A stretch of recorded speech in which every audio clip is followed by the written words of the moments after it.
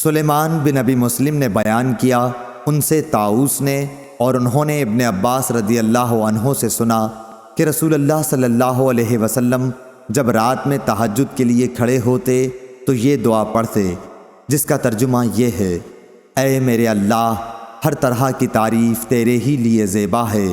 تو آسمان اور زمین اور ان میں رہنے والی تمام مخلوق کا سنبھالنے والا ہے، اور حمد تمام کی تمام بس تیرے ہی لیے مناسب ہے۔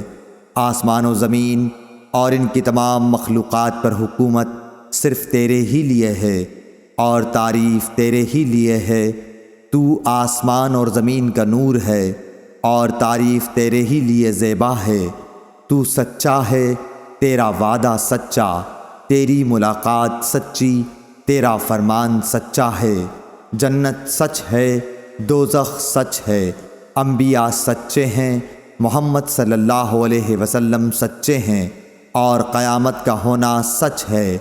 اے میرے اللہ، میں تیرا ہی فرما بردار ہوں اور تجھی پر ایمان رکھتا ہوں، تجھی پر بھروسہ ہے، تیری ہی طرف رجوع کرتا ہوں، تیرے ہی عطا کیے ہوئے دلائل کے ذریعے بحث کرتا ہوں اور تجھی کو حکم بناتا ہوں۔ پس جو خطائیں مجھ سے پہلے ہوئیں اور جو بعد میں ہوں گی، ان سب کی مغفرت فرما، خواہ وہ ظاہر ہوئی ہوں یا پوشیدہ۔ آگے کرنے والا اور پیچھے رکھنے والا تو ہی ہے، معبود صرف تو ہی ہے، یا یہ کہا کہ تیرے سوا کوئی معبود نہیں۔ ابو سفیان نے بیان کیا کہ عبد الکریم ابو امیہ نے اس دعا میں یہ زیادتی کی ہے: لا حول ولا قوت الا باللہ۔ سفیان نے بیان کیا کہ سلیمان بن مسلم نے طاؤس سے یہ حدیث سنی تھی، انہوں نے حضرت عبداللہ بن عباس رضی اللہ عنہ سے، اور انہوں نے نبی کریم صلی اللہ علیہ وسلم سے۔ صحیح بخاری حدیث نمبر 1120۔